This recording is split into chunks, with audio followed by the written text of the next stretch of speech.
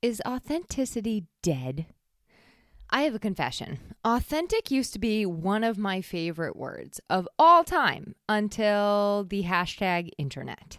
And now I don't even usually like the content I see that features what was once a beloved word of mine.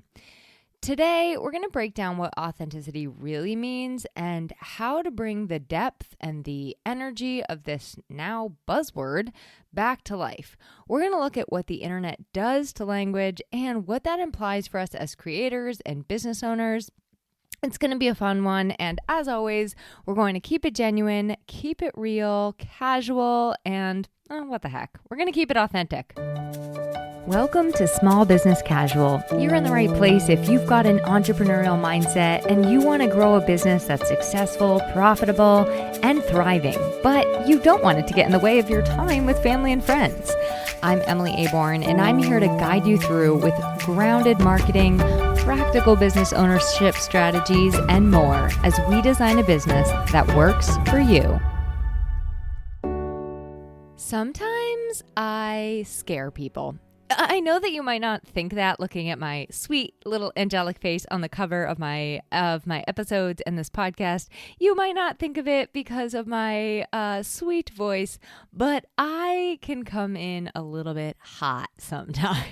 A little hot with my authentic self. Sometimes I'm a little bit extra, or I'm a little bit awkward, or like bumbling about, or using phrases wrong, or saying things that I'm thinking, forgetting to filter them, asking questions that might be off limits. Who knows? Let's give it a whirl. I just go for it. Ever since I can remember, I was on a quest. I was on a quest for truth and realness. I do not like lies. I don't even like half-truths, platitudes, fluff, fakeness. I want to go deep and I want to get real. I was the kid that I didn't just ask why. I made sure that the answer you gave me was not just a bunch of BS. I was the 5-year-old who, and I'm not making this story up, I informed our mailman that, actually, you know what? If there's parents listening, do not listen to this part with your child in the car. Fast forward a full 30 seconds so I can get this story in this episode. Fast forward 30 seconds. I'm giving you a warning. I'm going to count down. Do not hate me forever if you end up listening and your child hears this. 5, 4, 3, 2, 1. Okay, now that the kids are gone, we're going to make this quick. So, I was the 5-year-old who informed the mailman, sorry, sir, but Santa isn't real. Santa doesn't exist, when he asked me what Santa Claus was bringing me for Christmas.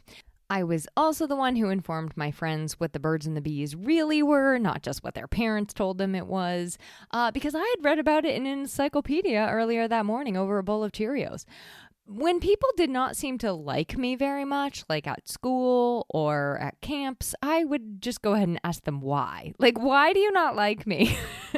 Because I could chameleon a little bit. I will say this. I could fit into a lot of molds successfully, especially with my really, really close friends. But when it came to jobs and broader friendships and broader relationships and groups, I could only hold on for so long before I'd burst at the seams and be like, no, this is who I really am. Take it or leave it. And I'm out. So I recently asked my therapist, at the end of a session, what he would kind of wish for me or recommend for me right now. What's your top recommendation for me right now moving forward until our next session? No, this is not my AI therapist, okay? This is a real therapist.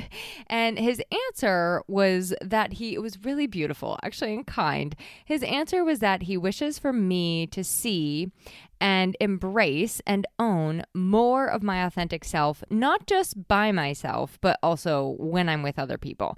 And it kind of blew me away, actually, because he is for sure right. I still can fall into the pattern of molding myself a little bit. And I think it's for that very reason that authenticity is so important to me. But it's not always, my authentic self is not always so well received by others. I think that's kind of the point. Like, not everybody is going to like us when we are truly ourselves. But he was really saying, stay there as often as possible. Let that real authentic self be the thing that flies. So back to the kind of topic at hand, the actual word. So, again, words like authentic and genuine and true, real, sterling was one I really loved, original. These were like cornerstone words for me, like beacons for me as a young person, guiding me into adulthood. Authenticity used to capture it used to just be so beautiful. It captured the beauty of showing up as yourself, not performing, not pretending. It was like a permission slip to not be perfect because you are just you. And now I am so lucky to do the work that I do. I help people as a copywriter, as a podcaster, as a speaker, and as a consultant. I really get to help people to find whatever I'm doing. I get to help people claim their authentic voice, and then actually say here's how we can share this with the world. But I don't actually often say I help you find your authentic voice. I think that was my original tagline or something like that. But I don't say that anymore because I feel like the word has become wildly overused. It has become so buzzwordy. It's all but lost its amazing, deeply connected meaning. And I have no idea when this happened, but I do blame the internet for a lot of it because suddenly everyone and anyone was stepping into their authentic self. Every coach, every course, every caption was just be authentic. It was everywhere. It was everywhere fast with authentic leadership, authentically showing up, brands using it in their marketing, your authentic voice, authentically you. It just goes on and on and on. And when I find a word showing up just absolutely everywhere, I get a little frustrated because I'm well, is it losing its depth? Is it losing its meaning? And does it go from meaning something really rich and really specific to now kind of just meaning nothing? It's a little generic now. And that is so sad. And now, even worse, AI likes it because they're finding all the content. And it kind of is another signal. I just try to steer clear of any of this generic stuff because it is a little bit of a signal of AI. Like it or hate it, mostly hate it. Insert melting emoji face here. So today I wanted to question this particular buzzword and a few others because I was thinking to myself, okay, if I'm not going to say these words anymore, that's fine. But what am I actually trying to say so I can find a really, really great alternative that fits my authentic self, okay? Our authentic selves. And let's not just give authenticity the full stage here. I just want to, we'll do these ones real quick. A few other words where I think the meaning has changed a little bit or diminished a little bit due to overuse. Some of these you might agree with me on. Some of them you might disagree with me on. And if you do, I want to share. I want to hear your authentic thoughts, okay? I'm going to also see how many times I can say the word authentic in this episode. So the first one is actually probably going to surprise you. But the first one is hustle. So I actually kind of used to like the word hustle. When I was a waitress, the hustle was a good thing. We used it to mean yeah, she's hustling, hard work. Go you, hustling around to your tables. It just meant somebody who works really hard. But now a hustler is somebody who's super shysty or trying to sell you something that you don't want, or it's associated with burning yourself out for profit. The hustle is either your hustle or somebody else's hustle. So now it's not okay to really talk about hustling in that way. Which maybe it never was, and I'm the clueless one, which is totally normal and fine and would not at all be surprised. But I think it used to mean something different, if I'm not mistaken. Before #internet. Community. Oh my God. This one, it breaks my heart because this used to be another favorite and also connection. But now these things just mean my email list.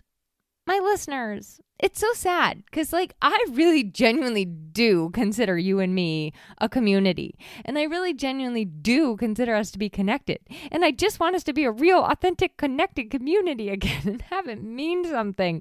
But the internet has made community everywhere and mean things like memberships. It just means so many different things, and it's just kind of lost a little bit of its depth, I think.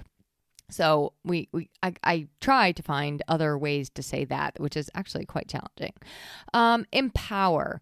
This is a genuinely now word that is like, in my opinion, I mean, I see this everywhere and I'm like, this is so vague. It means literally nothing. Where did I see it the other day? I told a client, I was like, I don't think we should use empower because it's just very vague. It doesn't really mean anything.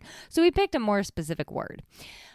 Vulnerable, that's another one that's like really sad. I think a lot of times vulnerable has been used for like performance or for catering to the algorithm or for trauma dumping, but like not actual vulnerability, not actual openness, not actual connection and depth and authenticity. Again, going to Brene Brown's kind of body of work there. But so vulnerable is another one I've seen, like, instead of actually, it just has lost a little bit of its meaning.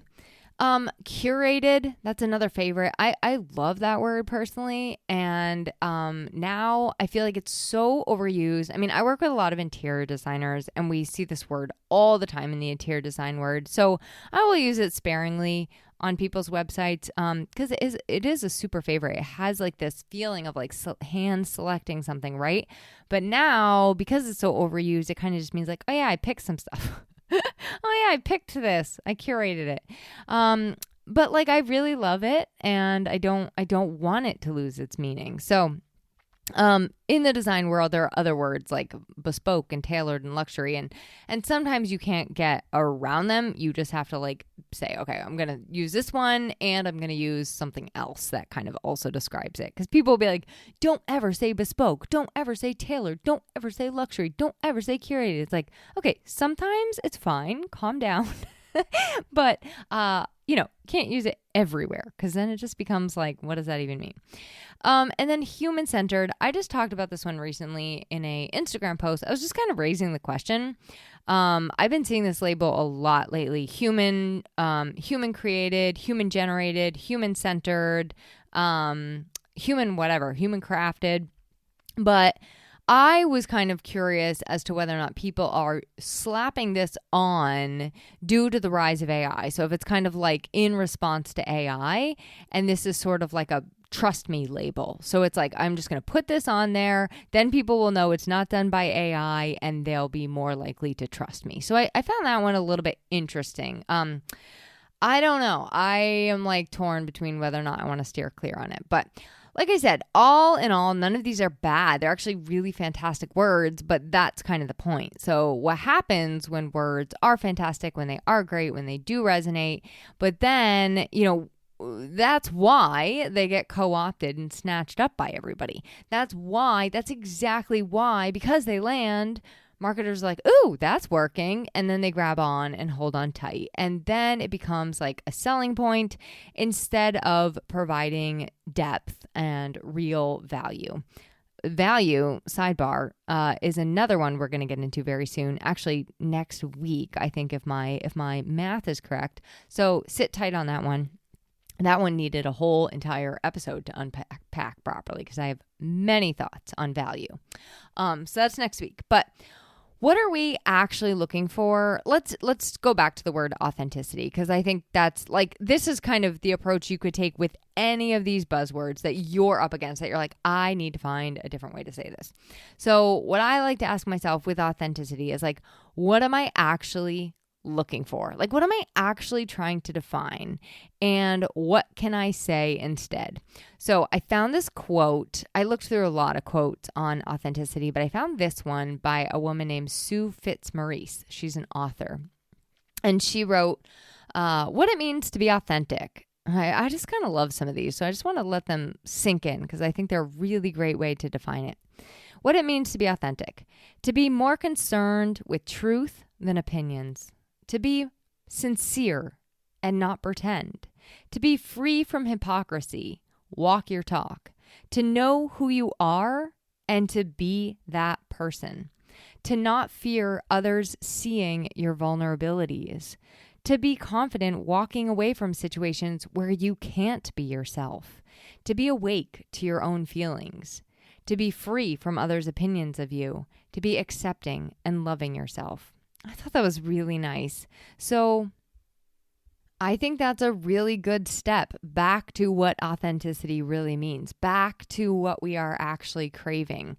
And then when we hone in on that, then we can speak to those things. We can speak to what we are most desiring and to what other people are most desiring. And I think that a lot of these sum up, connection and depth and realness. Like, people want to know that there's a real person. They want to know there's a person that they can really not sink their teeth into literally, but honesty that they can sink their teeth into and trust. They want a human, like a real person behind the business or the brand. Now, it doesn't mean that you overshare, but it does mean that you offer honesty and transparency when it matters. I recently had to do this with a friend where we were scheduled to get together. And I was like, you know what? I am just maxed out and I need to reschedule with you guys. And it broke my heart because I really genuinely wanted to get together with them. And I'm like, I also am seeing my capacity and I will be frazzled and fried come Monday if I make this happen. So they were super understanding, which gave me so much relaxation. Like, I was like, okay, I can actually be my authentic self with these people. And that felt so incredible. So what might this look like in your business? Showing up who you are inside and outside of your business. You really should not be. You might be more professional with your clients. Okay, that's fine. But you really should not be an entirely different person at the grocery store, on the highway than you are in your business. You really want that cohesion inside and outside through your life. Another way it shows up is admitting when you don't know something, not just pretending that you know. Sharing what you are actually learning, not just the things that you've mastered. Using specifics instead of generalities. I think that's a really, really important one. I see so many people like try to share stories and like personal examples, but it's just like so general and vague. I can't relate to it at all. And it makes me feel a big disconnect and like there's not a whole lot of authenticity happening there. So being specific is really, really a gift to other people and helps them to connect to what you're sharing. And then actually responding to people, like not posting into the void. That's what a robot would do. You know what? That is what a robot would do. A robot would just post into the void and then like never reply to people, never comment on other people's stuff, never lift other people up. Like, being an authentic person means you genuinely care. You actually care about what you're sharing, who replies to it, the conversations that are happening there, how you can help support other people and lift them up too. So please don't just post into the void. Please, if you're going to use social media, use it socially, use it authentically. And the other one is just being consistent in how you show up. And sometimes I will say this, sometimes that requires a little bit of a pause, a little bit of a moment so that you can kind of get present, get back on track, get back tuned into yourself, whatever that looks like. I don't know, just get grounded so that you can show up as you when you're stepping. Like, sometimes what happens to me, and I don't know if anybody else can relate to this, but sometimes I get in a situation with like a group or I'm coming in after having talked to somebody on the phone or after hearing this news, whatever, and I'm a little frazzled. I'm a little like overstimulated or over whatever. And so for me to show up as me and not just like circulating all of this like, wah, from everything else around me, I have to take a minute. Take a pause before I step into the room, before I get behind the microphone, whatever the case may be, so that I can show up as me and not just like the baggage I carried around all morning, right? So, all right. So why did I do a whole episode on this word? Am I suggesting that we retire the word entirely? Maybe I am.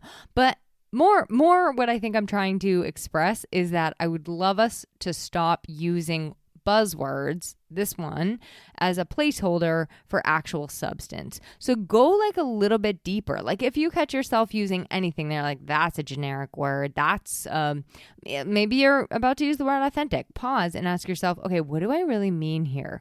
Can I say this in a different way? Am I trying to say honest? Am I trying to say real? Am I trying to say consistent? Am I trying to say trustworthy, original, something else? Be specific, go deeper. What are you really trying to say? And sometimes authentic is the word for it. I'm going to read you this post by Karen Simalson. I hope I am pronouncing her last name correctly. My friend Andy Lyons is the one who turned me onto her work, and her handle on Instagram is Not Salmon. So I'll include a link to that in the show notes. But here's her post. She does use the word authentic, and I want you to hear it because I think it was like the only thing that really worked.